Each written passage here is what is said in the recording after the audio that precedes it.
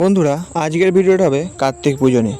আমি যে পুকুরটা নিমতলায় লিজে নিয়েছি, সেই পুকুরের যে বাড়িতে মালিক, তাদের বাড়িতে কার্তিক ঠাকুর দিয়েছে। তো তারা আমাকে দায়িত্ব দিয়েছে কিছু কিছু কাজ করার জন্য। যেমন এই এখন করছি তীর কাটি।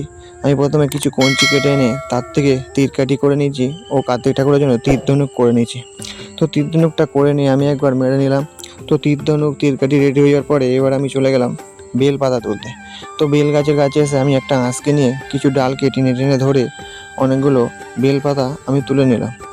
তো বেল পাতা অনেকগুলোই তুলতে একটু দেরি হচ্ছিল, তার কারণ বেল গাছটা একটু উঁচুতে ছিল আর আমার হাতে কিছু কাঁটা ফুটে যাচ্ছিলো।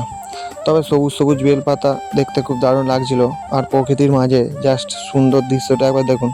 তো বেল পাতা তোলা হয়ে গেছে।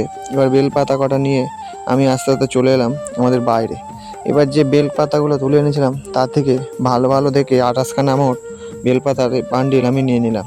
তারপরে আম গাছের কাছে গিয়ে আম সর কেটে নিলাম। এবারে কাটাইটা নিয়ে বেরিয়ে পড়েছি ওদেরই পুকুর পাড়ে কিছু ছোট ছোট কলা গাছ তুলতে। মোট 4টে ছোট কলা গাছ লাগবে। এবার কাটাইটা নিয়ে আমি 4টে মোট ছোট ছোট কলা গাছ কেটে নিলাম। কাটারিটা ওদের বাড়ি থেকে নিয়েছি। কাটারিটা সরু হতে পারে কিন্তু খুব দুর্দান্ত ধার। তো কলা গাছ কাটা হয়ে যাওয়ার পরে কলা গাছ 4টে নিয়ে আমি আস্তে আস্তে পুকুর পাড়ে চলে এলাম। কলা গাছ 4টে পুকুরে আমি ভালো করে ধুয়ে নিয়ে ওদের বাড়িতে দিয়ে দিলাম। তারপরে বটডাল ও অশ্বত্থ ডাল তুলে এনে সেইগুলো আমি ধুয়ে নিলাম। তো এরপরে আমাকে বললো যে ওদের কলমি শাক আনতে ভুলে গেছে। এই যে মাঠটা দেখতে পাচ্ছ, এই মাঠে আমরা খেলি, এই মাঠের ধারেই কলমি গাছ হয়েছে অনেক। তো এখানে আমি কলমি শাক তুলতে এসে গেছি। অনেক কলমি গাছ আছে এখানে, একটু জল আছে, জলে নেমে আমি কলমি শাকগুলো তুলে নিলাম। তো কলমি শাক হয়ে যাওয়ার পরে ওদের বাড়িতে আসতে বললো কলা পাতা কাটতে হবে। কাটাটা নিয়ে আবার চলে গেলাম কলা পাতা কাটতে। 4টে কলা পাতা কেটেছি আমি। কলা পাতাগুলো এবার ভালো করে হাতে করে গুছিয়ে নিয়ে কাঁধে করে নিয়ে আবার পুকুর পাড়ে চলে এলাম। কলা পাতা 4টে আমি ভালো করে ধুয়ে নিয়ে ওদের বাড়ি দিয়ে দিলাম। এবারে বললো মাটির তাল লাগবে 10টা। তো আমি ওদেরই পুকুর পাড় থেকে বেশি পরিমাণে একটা গামলিতে কাদা তুলে নিয়ে সামনে বসে পড়লাম কাদাগুলোকে তাল করার জন্য। কাদাগুলো নিয়ে আমি এক করে তাল করতে লাগলাম। মোট 4টে 8টা 2টো মোট 10টা কাদার তাল আমি এখানে করেছি। তো কাদার তাল হয়ে যাওয়ার পরে গামলিটা ধুয়ে কাদার তালগুলো গামলিতে তুলে আমি ওদের বাড়িতে দিয়ে এলাম।